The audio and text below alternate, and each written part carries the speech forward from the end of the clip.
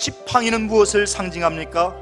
모세에게 하나님께서 출애굽을 통하여 하나님의 위대한 약속을 실현해내겠다고 하는 하나님의 증표이며, 하나님 앞에 섰을 때 나는 가지 못한다고 고사했고 나는 부족하다고 뒤로 뺐던 그에게 하나님께서는 가라 모세야 내가 너와 함께 하리라 하시면서 하나님께서 그에게 사명을 주시며 하나님의 계획을 말씀하시고 그의 삶 가운데에 동행하시겠다고 하시는 하나님의 증표였음을 기억하게 됩니다. 지팡이보다도 오히려 작은 막대기에 불과한 거기에 하나님께서 40년 동안 모세에게 말씀하셨던 그 지팡이를 하나님은 거룩한 은혜의 능력으로 쓰셨다는 사실입니다. 하나님의 말씀, 하나님의 명령에 순종하여 행동하는 그 순간부터 모세의 지팡이는 하나님의 권능의 지팡이, 능력의 지팡이가 된 줄로 믿습니다. 하나님의 역사, 하나님의 능력은 아무 데서나 일어나는 것이 아닙니다.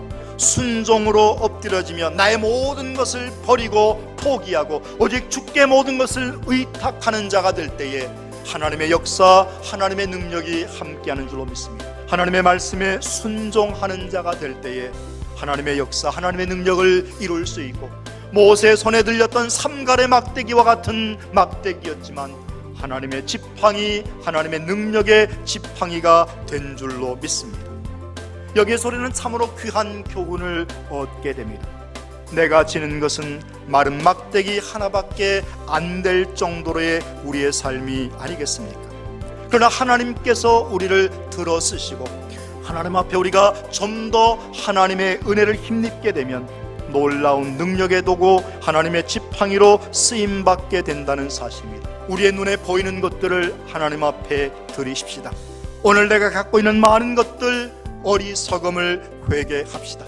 마른 막대기와 같은 것을 들어 쓰사 새롭게 하시며 우리의 삶에 은혜를 토하시는 하나님의 능력이 함께하는 줄로 믿습니다. 지식과 이성과 과학으로 깨달아지는 것이 아닙니다. 오직 믿음은 믿음으로만 깨달아지며 하나님의 은혜로 깨달아지고 믿어질 때에 하나님의 역사가 함께하는 줄로 믿습니다. 주님은 말씀하십니다. 내 믿음대로 될지어다. 우리가 하나님 앞에 고백하며 우리의 마음으로 고백하는 삶을 살아갈 때에 하나님의 역사, 하나님의 능력이 함께하는 줄로 믿습니다.